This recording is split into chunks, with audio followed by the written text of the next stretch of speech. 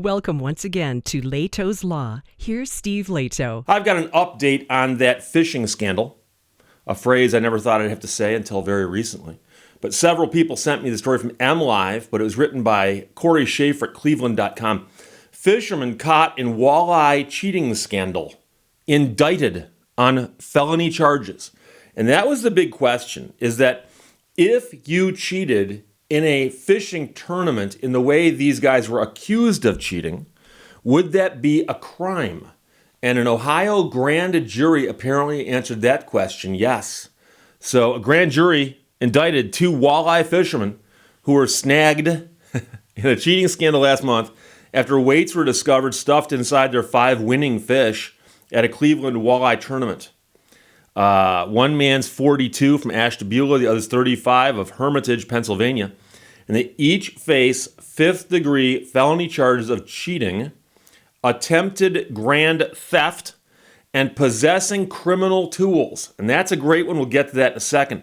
The pair are also charged with unlawful ownership of wild animals, a 1st-degree misdemeanor. And again, we'll get to that. Now, the county prosecutor said in a statement, "I take all crime very seriously. And I believe what these individuals attempted to do was not only dishonorable, but also criminal." The pair will be arraigned October 26th, but court dockets do not list attorneys for the men, so they couldn't reach out to anybody for comment, who of course would say can't comment on pending cases. But the indictment comes one day after authorities in Pennsylvania seized a Ranger bass boat from one of the men and a trailer as part of the investigation. Now, I'm not sure if that's the boat they were fishing from or if that's the boat they won, because they won a boat in one of the competitions. The charges stem from the Lake Erie Walleye Trail Championship, or the LEWT, L-E-W-T, on September 30th, where the event's director discovered lead weights stuffed into the bellies of the fish during the weigh-in at Cleveland's Gordon Park.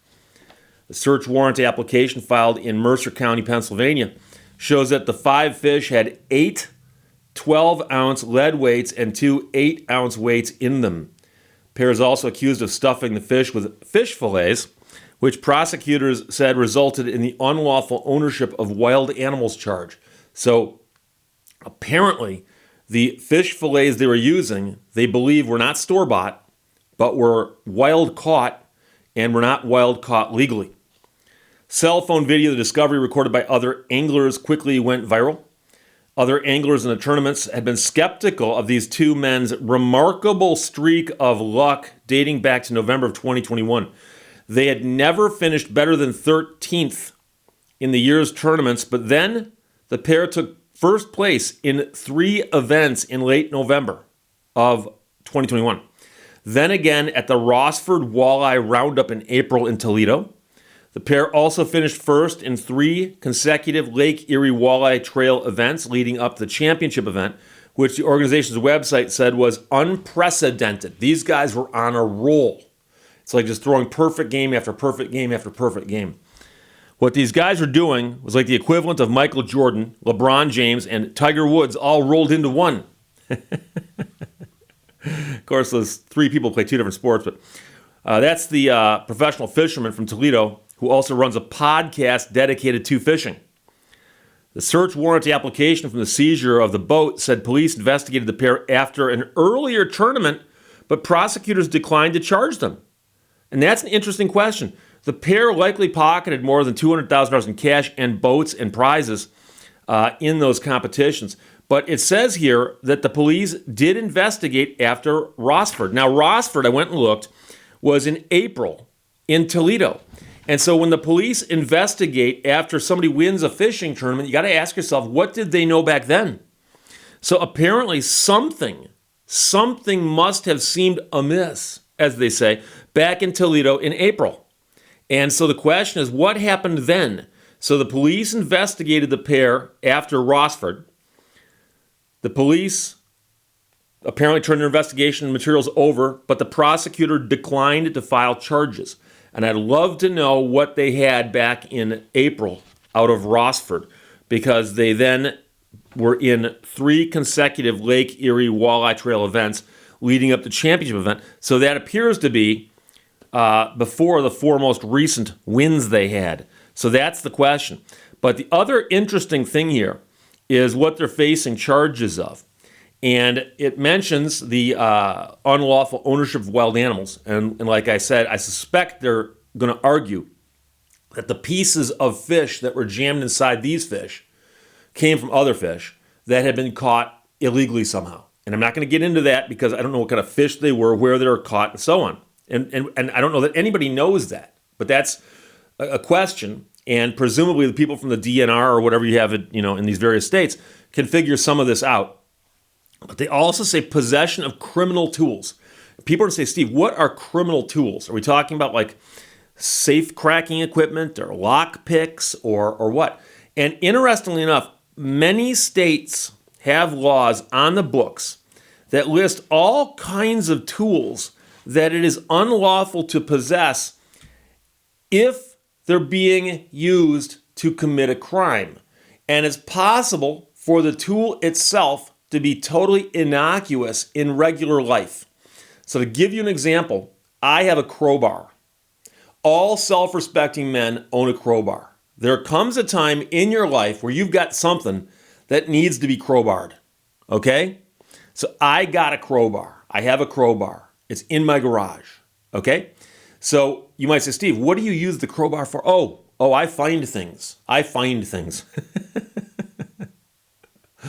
But I've used the crowbar, for instance, to pry apart things that were nailed together by people long time ago. So someone else nails something together and I come across it and I need to pry it apart. I use the crowbar. That's what it's there for. Now, I put the crowbar in my car and I'm just driving around with it and a police officer pulls me over and goes, hey, you got a crowbar in your car. He can see it with his eyes. Plain view, okay? And I understand there's no law against crowbars, but we're not going to get into any amendments to the Constitution because I don't know there's any crowbar amendments. But I say, it's a crowbar. I used to pry apart stuff. However, if the police are called to the scene of a burglary and they say there's somebody broke into this house and they're there right now, police show up and surprise the burglar inside the house. And let's suppose they do this, and this is so you can imagine this. Pull out a bullhorn and say, come on out, your hands up. Guy comes walking out, and in one hand he's got a crowbar. He is, in many states, in possession of a criminal tool because he was using it during the commission of a crime, i.e. the burglary. And so, believe it or not, that is also the distinction that gets made on things like police scanners. In some places, you can buy a police scanner and listen to it and enjoy listening to the police chatter all night long. If that's what floats your boat, you can do that. However, if you put the police scanner in your car and you're driving around with it and you find a house to break into with your crowbar and your accomplice sits in the car listening to the police scanner, and the second the call comes over and says, hey, there's a burglary in action right now at 123 Fake Street, your accomplice honks the horn one time to let you know it's time to come running out with your crowbar because the cops are coming. So the police show up and they catch the burglar who's inside the house running out to the car, crowbar in hand, and the police grab everybody and investigate, and they say, okay, one guy had the crowbar in his hand, the other person was listening to a police scanner, specifically during the commission of a crime. Some states, they can say, you were using that radio for the commission of a crime. It's a criminal tool, just like a crowbar is. So now it gets back to what were these guys doing? And how do you put lead weights into a fish? Or is it the lead weights themselves? And so it depends on how it's worded in Ohio and Pennsylvania or wherever else these different tournaments took place. I think the tournaments didn't take place in Pennsylvania, but it's simply that one of the men lived there. But we're getting back to what would have happened in Ohio because these men are charged. And so the question then becomes, would there be a catch-all at the end of that list? For instance, lock picks, which, by the way, in the law are often referred to as pick locks, not lock picks. But that's just simply a term of art.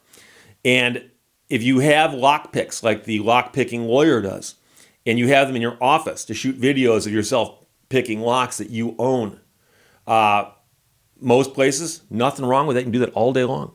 But again, if the police come upon you trying to get into the house, crowbar in your back pocket, lock picks in your hand, Guess what? Those lockpicks in that setting are criminal tools. So I'm not exactly sure what the criminal tools here are, unless it's the lead weights themselves. Or, I don't know, did they use some pair of like needle nose pliers to put the lead weights in the fish? How do you put a lead weight into a fish? Do you like hold the fish like this and drop them into its mouth? Or I don't know. I've never weighted a fish before. So we'll find out more as this proceeds. A lot of people are fascinated by the story and the fact that people would so brazenly cheat in a way that when you get caught, there's not much you can argue here, So we'll see what happens. But Corey Schaefer wrote that for MLive and Cleveland.com. Actually, he wrote it for Cleveland.com. MLive's a sister publication that published it. Fisherman caught in walleye cheating scandal, indicted on felony charges. And we'll see what happens. Joseph, Grant, Luann, Bill, Mike, and Richard all sent it. Thanks a lot. Questions and comments, as always, put them below the video. Otherwise, I'll talk to you later. Bye-bye. Thank you for watching Lehto's Law. A truly happy person is one who can enjoy the scenery while on a detour